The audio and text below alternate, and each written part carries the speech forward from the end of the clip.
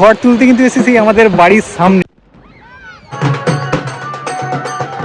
সকালে ঘুম থেকে উঠে দেখি মা, দিদা, কাকিমা, দুষ্টু মিষ্টু সব কোথায় বেরিয়ে পড়েছে। তারপর মনে পড়লো যে আজ পিসির বাড়ি পুজো আছে, তাই সবাই সকাল সকাল রেডি হয়ে বেরিয়ে পড়েছে পিসির বাড়ির উদ্দেশ্যে। আর এই যে আমার দিদাকে দেখছো তো, একদম রকিং, একদম দেখো হাতটা দেখাবে, দেখো।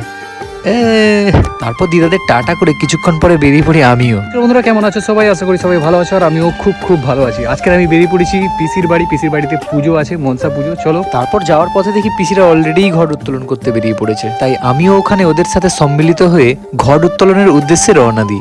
এই হলো আমার পিসি আর দাদা। মূলত এরই দুজনেরই পুজোটা আছে, মানে ওই মানসিক পুজো। প্রথমে জোড়া মনসা পুজো, তারপর জোড়া কালী পুজো, পরের দিন গৌরাঙ্গ সেবা। এখন আপাতত ব্যান্ড বাজনা বাজিয়ে যাচ্ছি মনসা পুজোর ঘট উত্তোলন করতে। আর হ্যাঁ, ব্যান্ড বাজনা বলতে আর একটা কথা মনে পড়ে গেল। এই যে যারা বাজাচ্ছে দেখছো, এরা কিন্তু সত্যি খুব সুন্দর বাজাচ্ছিল, ছোট বড় মিলিয়ে একদম সুপার টিম। তো স্ক্রিনে কন্ট্যাক্ট নাম্বারটা দিয়ে রাখলাম, তোমরাও চাইলে যোগাযোগ করতে পারো জয় জগন্নাথ তাসা ঝঙ্কারের সাথে, তোমাদের বাড়ির যে কোনো অনুষ্ঠানকে আরো আনন্দময় করতে।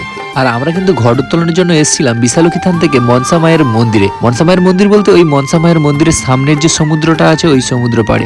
সেই ঘুরে ফিরে ঘর তুলতে কিন্তু এসেছি আমাদের বাড়ির সামনে, ঠিক আছে। এখানে প্রায় আধা ঘন্টার মধ্যে ঘর তোলার সমস্ত কাজ সম্পন্ন হয়ে যায়। ওই জন্য ঘর তোলা মোটামুটি হয়ে গেছে, এবার যাবো পিসির বাড়ির উদ্দেশ্যে। চলো। ঘট উত্তোলন সম্পন্ন করে আমরা কিন্তু সোজা চলে যাই পিসির বাড়ির উদ্দেশ্যে। আর এটা যে দেখছো, এটা কিন্তু পিসির বাড়িতে ঢোকার মুখে। সবাই কিন্তু খুব নাচানাচি করছিল। আর এই হলো মনসা মায়ের প্রতিমা। প্রতিমাটা কেমন হয়েছে অবশ্যই কমেন্ট করে জানিও কিন্তু। তারপর পুরোহিত মশাই ধীরে ধীরে পুজো সম্পন্ন করেন, আর আমি পুষ্পাঞ্জলি। চলো আজকের মতো এইটুকুই, দেখা হচ্ছে পরের কোন একটা ভিডিওতে। টাটা।